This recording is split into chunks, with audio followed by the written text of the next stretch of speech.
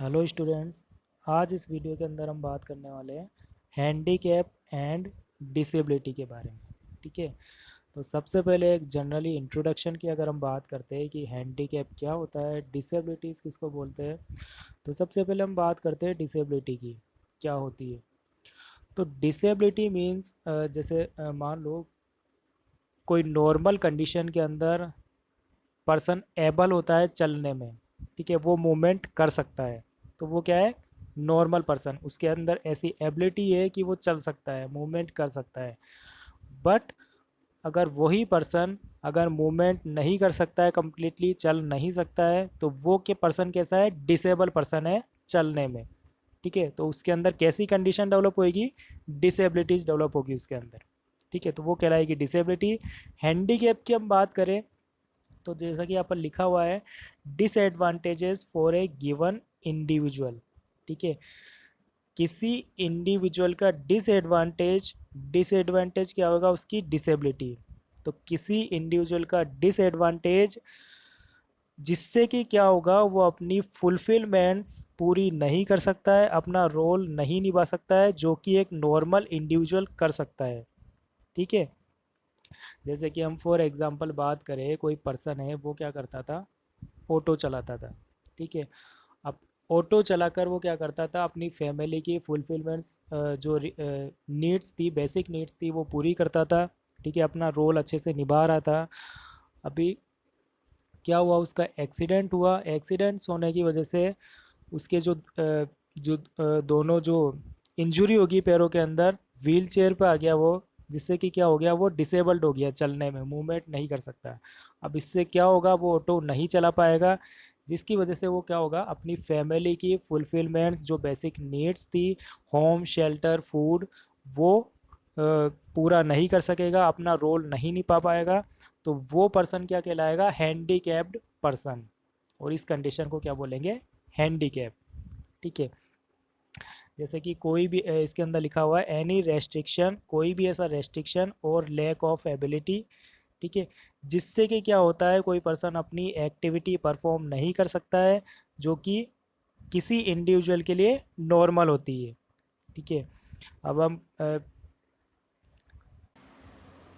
अब जैसे कि हम बात करें, जो WHO ने आइडेंटिफाइड किए 6 टाइप के हैंडीकैप।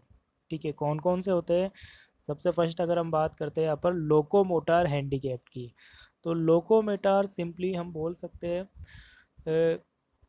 कि कोई भी पर्सन का मूवमेंट नहीं कर पाना। ठीक है, जैसे कि पेरिप्लेजियस की वजह से यदि पैरालिसिस की कंडीशन उसके लिम्स, उसके लोअर एक्सट्रीमिटीज़ के अंदर डेवलप हो रही है, वो व्हील चेयर पे है, मतलब कि वो मूवमेंट नहीं कर सकता है। जैसे कि नॉर्मल पर्सन एक जगह से दूसरी जगह जा सकता है, मूवमेंट कर सकता है, बट इस हैंडीकैप के अंदर वो मूवमेंट नहीं कर सकता है खुद से। ठीक है, तो वो कंडीशन क्या कहलाएगी, locomotor handicap. Next, hearing and speech handicap. ठीक है, हियरिंग हैंडीकैप सिंपली कोई पर्सन रेगुलर नॉर्मल पर्सन्स की तरह हियर नहीं कर सकता है, उसकी हियरिंग लॉस हो जाती है, तो वो कहलाएगा हियरिंग हैंडीकैप्ड। और स्पीच हैंडीकैप्ड की हम बात करें कि वो इनेबल है बोलने में। ठीक है, वो इनेबल है टू द स्पीक, तो वो कहलाएगा स्पीच हैंडीकैप। कार्डियोपल्मोनरी हैंडीकैप की अगर हम बात करें, तो किसी डिजीज़ की वजह से या कोई इंजरी, इंटरनल इंजरी की वजह से क्या होता है, किसी पर्सन के रेस्पायरेटरी ऑर्गन्स काम नहीं कर पाते, वास्कुलर जो कार्डियक जो डिसऑर्डर्स है वो डेवलप हो जाते हैं बॉडी में। तो उस टाइम पर जो प्रॉब्लम्स क्रिएट होगी, तो वहाँ पर उसको रिलेट करेंगे हम कार्डियोपल्मोनरी हैंडीकैप से। विजुअल हैंडीकैप्ड की हम बात करें, विजुअल हैंडीकैप क्या होता है, तो सिंपल सी ये चीज़ है, विजुअल हैंडीकैप का मतलब ब्लाइंडनेस की कंडीशन डेवलप होना। कोई पर्सन नॉर्मल लोगों की तरह देख नहीं सकता है, कंप्लीटली ब्लाइंडनेस की कंडीशन वहाँ पे डेवलप हो जाएगी, तो वो कहलाएगा विजुअल हैंडीकैप। मेंटल हैंडीकैप की बात करें, तो अगर कोई पर्सन मेंटली डिस्टर्ब्ड है, ठीक है, वो खुद से डिसीजंस नहीं ले सकता है, नहीं समझ सकता है किसी चीज़ को, जैसे कोई ट्रोमा की वजह से या कोई बॉडी इंजरी की वजह से, मेंटल इंजरी की वजह से या फिर एक्सीडेंट्स की वजह से उसके जो मेंटल फंक्शनिंग है वो अच्छे से काम नहीं कर रही है, तो वो कहलाएगा मेंटली हैंडीकैप्ड। ठीक है, अब हम यहाँ पर बात करेंगे रिहैबिलिटेशन की।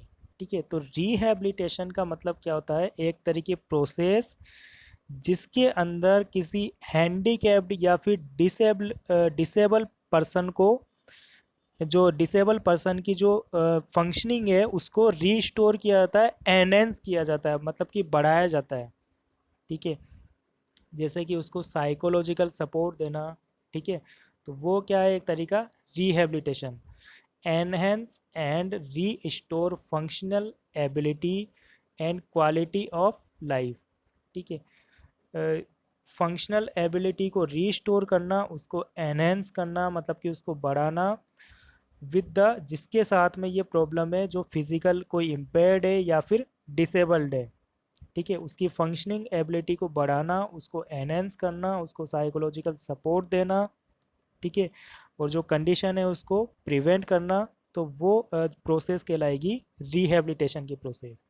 ठीक है, सो स्टूडेंट्स ये था एक जनरली इंट्रोडक्शन हैंडीकैप और डिसेबिलिटी के बारे में। तो अगर आपको ये वीडियो समझ में आया हो तो मुझे लाइक करके और कमेंट करके बताना। Thank you.